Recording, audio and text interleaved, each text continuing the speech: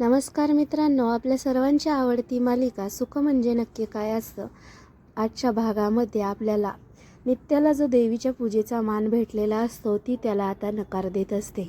ती म्हणते मी नाही हा मान घेऊ शकत. त्यावेळी गावातले सर्वजण एकदम आश्चर्य वाटत असतं. इकडे अधिराज म्हणतो, काय बोलताय हे मॅडम तुम्ही? अहो तुम्हाला काय कळते का तुम्ही काय म्हणताय ते? देवीच्या मानाला तुम्ही नाही म्हणतायसा? नित्या म्हणते, हे बघ, मी फक्त इथं तुझी अट करण्यासाठी आलेले होते. मी फक्त देवीच्या पाया पडण्यासाठी आलेले होते. आदिराज म्हणतो, अहो मग तुम्हाला पाया पडायचं होतं तर मग फुलासाठी हात का पुढे केला? नित्या म्हणते, मी सांगितलं ना, मला फुलं आवडतात आणि ही मुलगी माझ्या पुढं फूल घेऊन आली म्हणून मी हात पुढं करून ते फूल घेतलं आणि ते पडत होतं म्हणून मी ते हातात पकडलं.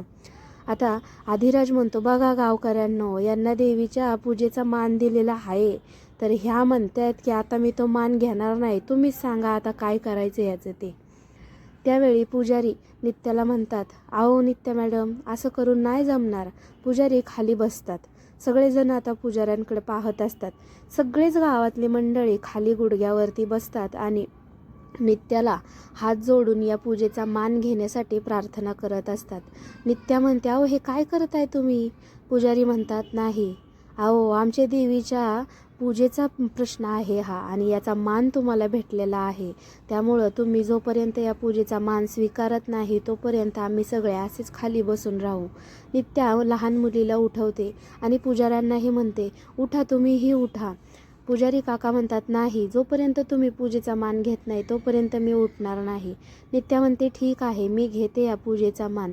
असं म्हणल्यानंतर गावातले सगळे देवीचा जय जयकार करत असतात आणि सर्वांना नित्या आता, उठा तुम्ही सगळेजण, मी तयार आहे या देवीच्या पूजेसाठी असं म्हणत असते. इकडे आता नित्या आणि अधिराज देवीच्या पूजेसाठी आलेले असतात.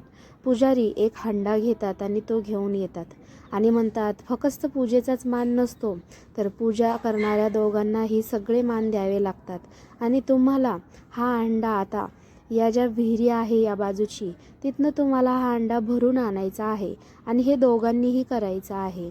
नित्या म्हणते, दोघांनी? अहो दोघं कशाला गुरुजी, हा एकटा करेन ना.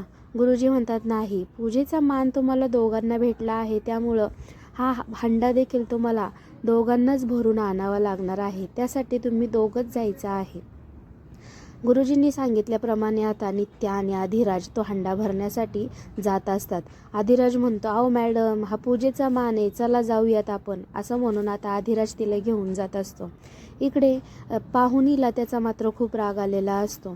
नित्या आणि अधिराज आता जायला निघत असतात. जंगलामध्ये अधिराज म्हणतो, या मॅडम, इकडून या, काटा आहे ती खाली, जरा जपून या. अहो नाही तर माझ्या हातामध्ये हात द्या ना तुम्ही. तेवढ्यात नित्या हातातली काठी अधिराजच्या हातामध्ये देते. अधिराज आता नित्याला म्हणतो, हा तुम्हाच निलय रस्ता माहिती आहे ना नवं, जावा जावा, तुम्हीच पुढं जावा. पाहुणी मात्र आता खूप चिडलेली असते. पाहुणी म्हणते, माझ्या राजबरोबर देवीच्या पूजेचा मान घेणार आहेस काय तू?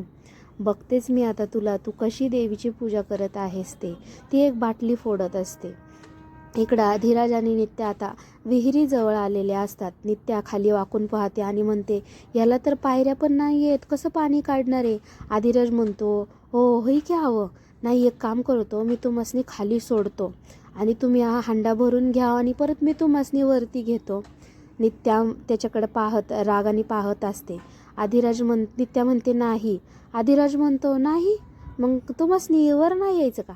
मग असं करा, तुम्ही खालीच राहा आणि हंडा माझ्याकडे द्या वर. अधिराज मोठ्याने हसत असतो. अधिराज त्याची ही मस्करी करत असतो आणि नित्याही त्याच्याकडे रागाने पाहून हसत असते. तीही नाटक करत असते थोडंसं. नित्या म्हणते, हे काय बोलतेस तू? अधिराज म्हणतो, थांबा, सांगतो तुम्हासनी. अधिराज हंडा तिथं ठेवतो आणि दुसरा जो पाणी काढायचं दोरा आणि हंडा असतो तो घेऊन येत असतो. अधिराज आता त्याने पाणी काढण्यासाठी त्याच्यामध्ये हंडा टाकत असतो. नित्या आता ती प्रयत्न करत असते ती दोरी ओढण्याचा, पण तिला येत नाही. तेवढ्यामध्ये अधिराज तिच्या हाताला हात लावून ती दोरी आडातून पाणी काढत असतात. अधिराजने तिच्या हाताला स्पर्श करताच गौरी म्हणजेच आपली नित्याला काहीतरी फिलिंग्स होत असतात. दोघंही एकसाथ पाणी काढत असतात. पाहुणी मात्र हे सर्व पाहून खूप चिडलेली असते. अधिराज आणि नित्या देवीच्या पूजेसाठी एकत्र पाणी काढायचं आहे म्हणून आडातून एकत्र एक हंडा पाणी वर ओढून काढत असतात. अधिराज आणि नित्याने आता पाणी काढलेलं असतं. अधिराज तो हंड्यावरती उचलून घेतो आणि दुसऱ्या हंड्यामध्ये त्या हंड्यातलं पाणी ओतत असतो. तेवढ्यामध्ये पाहुणी त्या दोघांना काम करताना पाहत असते. अधिराज हंड्यातलं पाणी ओततो आणि नित्याला म्हणतो, हां मला माहिती आहे तुम्हासने आता हांडासुद्धा साधा उचलायला येत नसतो बघा, त्यामुळे तुम्ही काहीच करू शकत नसता, थांबा मीच करतो. असं म्हणून तो दुसरा हंडा ठेवायला जातो. तेवढ्यामध्ये नित्या तो हंडा उचलण्याचा प्रयत्न करत असते. नित्याला तो हंडा अजिबात उचलता येत नाही आणि तो हंडा नित्याच्या हातामधून सुटून खाली पडत असतो. अधिराज आता त्याचा आवाज ऐकून त्या हंड्याच्या दिशेने पाहत येत असतो. नित्याच्या हातून तो हंडा खाली पडलेला असतो. पाहुणी त्यांना बघत असते आणि हसत असते. अधिराज आता नित्याकडं हंडा पडला म्हणून रागाने पाहत असतो आणि म्हणतो, तुम्हासनी तर काय सुद्धा जमत नाही बघा, माझं मलाच बघावं लागणार आहे. असं म्हणून तो हंडा घेऊन हंड्यातलं पाणी भरायला जात असतो. पाहुणी इकडे त्यांच्या रस्त्यांमध्ये काचेचे तुकडे टाकण्यासाठी तिथं आलेली असते. पाहुणी आता हातातली ओढणी जी असते त्या ओढणीमध्ये काचेचे तुकडे घेऊन आलेले असते आणि ते रस्त्यामध्ये टाकत असते. अधिराज आता तो हंडा पुन्हा आणतो आणि पुन्हा एकदा दोरी टाकून तो हंडा भरण्याचा प्रयत्न करत असतो. तोपर्यंत लपून छपून पाहुणी काचेचे तुकडे आता त्यांच्या वाटेमध्ये टाकतात आणि लपून छपूनच तिथनं निघून जात असते. राज आता दुसरा हंडा भरून घेत असतो आणि त्या हंड्यातलं पाणी दुसऱ्या हंड्यामध्ये टाकत असतो आणि आता नित्य त्याच्याकडे पाहतच असते तो काय करतोय ते.